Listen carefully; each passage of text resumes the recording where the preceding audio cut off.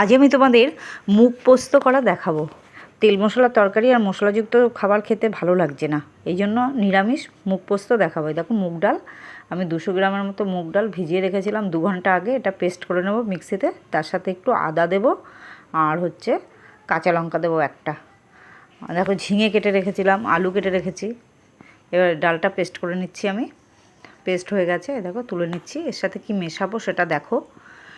গরমে কোনো কিছুই খেতে ভালো লাগে না, তাই মনে হয় নতুন নতুন কিছু রেসিপি তৈরি করি। দেখো এর মধ্যে লবণ দিলাম পরিমাণ মতো দেবে, আর দিলাম একটু হলুদ, আর একটু কালারের জন্য দেব কাশ্মীরি লঙ্কার গুঁড়ো। দিয়ে ভালো করে ফেটিয়ে নেব। যত ফেটাবো ডালটা তত বড়াগুলো সফট হবে। দেখো ফেটিয়ে নিচ্ছি। এদিকে কড়াই বসিয়ে দিয়েছি, গরম হচ্ছে। দেখো এবার কড়াইতে তেল দিয়ে দিয়েছি, বড়াগুলো একটা একটা করে ছেড়ে দেবো। খুব বড় সাইজের বড়া করব না, মিডিয়াম সাইজের বড়া করব।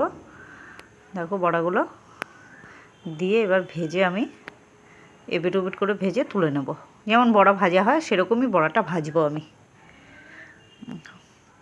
এই রান্নাটা যদি তোমরা খাও আরেকবার খেতে ইচ্ছে করবে, আমি একদম 100% গ্যারান্টি দিয়ে বলতে পারি, কেননা খুব সুস্বাদু রান্না এটা। নিরামিষ রান্না পোস্ত দিয়ে। এই দেখো বড়া ভাজা হয়ে গেছে, আমি এই যে তুলে নিচ্ছি বড়াগুলো একে একে। দেখেছো সব বড়াগুলো এই কড়াইতে তেল আছে, আর তেল দিলাম না এখানে। শুকনো লঙ্কা 2টো ফোড়ন দিলাম, আর একটু জিরে ফোড়ন দিলাম, সাদা জিরে। এইবার ঝিঙেগুলো দিয়ে দিচ্ছে। দেখো কেটে ধুয়ে পরিষ্কার করে রেখেছিলাম আমি আগে থেকে। ঝিঙেটা একটু নাড়াচাড়া করে নিয়ে আলুটা দেবো, কেননা আলুটা একটু ভাপানো আছে গরম জলে। আলুটা আমি ভাপিয়েই রান্না করি। দেখো আলুটা ভাপানো আছে, আলুটাও দিয়ে দিলাম। দিয়ে এবার ভালো করে নাড়াচাড়া করব। নাড়াচাড়া করে এবার লবণ হলুদ দিয়ে দেবো পরিমাণ মতো। আমি এখানে বড় সাইজের 2টো ঝিঙে নিয়েছি আর 2টো আলু নিয়েছি। তোমাদের ইচ্ছে মতো পরিমাণটা নেবে, আর বড়া পরিমাণ মতো দেবে। 2টো আলু 2টো ঝিঙের সাথে আমি 100 গ্রামের মতো ডাল নিয়েছি। এই দেখো ঢেকে দিয়েছিলাম 10 মিনিটের মতো একটু জল দিয়ে। সামান্য পোস্ত ধোয়া জলটা, পোস্ত এই যে পোস্তটা দেবো, আর পোস্ত ধোয়া একটু জল দেবো আমি। দেখো পোস্তটা মানে মিক্সার করেছি, সে মিক্সার ধোয়াই জলটা এর মধ্যে দেবো।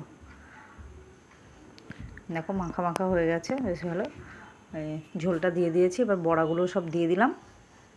দিয়ে এই 5 মিনিটের মতো আমি এটাকে ফোটাবো। দেখো রেডি হয়ে গেছে আমাদের ঝিঙে আলু দিয়ে মুগ পোস্ত। দেখো সর্ষের তেল, কাঁচা সর্ষের তেল একটু ছড়িয়ে দিলাম, দিয়ে এবার নামিয়ে ফেলবো। দেখো রেডি আমাদের মুগ পোস্ত। গরম গরম ভাতের সাথে হেভি হবে, খেয়ে দেখো একবার তোমরা।